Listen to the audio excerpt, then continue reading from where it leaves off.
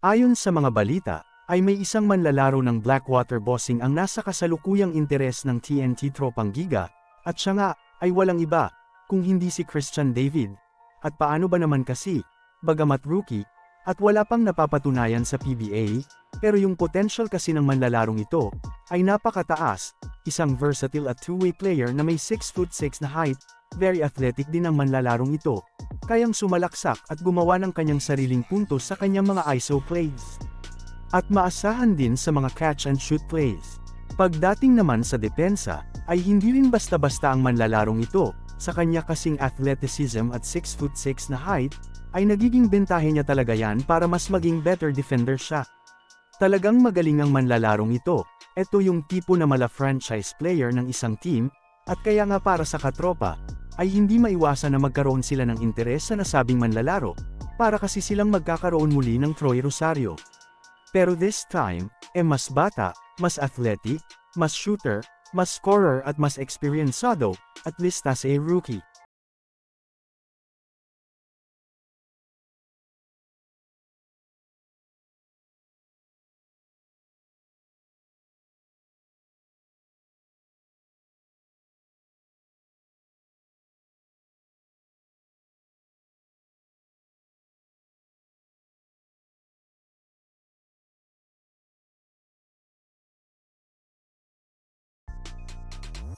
Blockbuster trade sa pagitan ng Converge at ng Barangay Ginebra.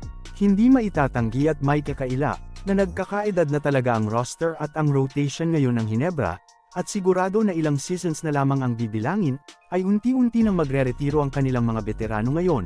Kaya naman para sa Gin Kings, ang plano, ay hanggat maaga, at hanggat maari, ay makakuha na sila ng mga mas batang manlalaro, na maaring maging parte ng future ng kanilang koponan, na kung saan, ayon sa mga balita, ang isang manlalaro na nasa interes ng Ginebra para isama sa kanilang plano na yan, ay walang iba, kung hindi si Shawnee Winston ng Converge, na kung saan, maaari namang sina Von Peshumal, Sydney Onwuber at isang draft pick ang maaari ditong ibigay ng Ginebra bilang kapalit, bagamat maaari pa rin naman niyang mabago, depende sa magiging pag-uusap at syempre sa magiging pinal na desisyon ng dalawang koponan.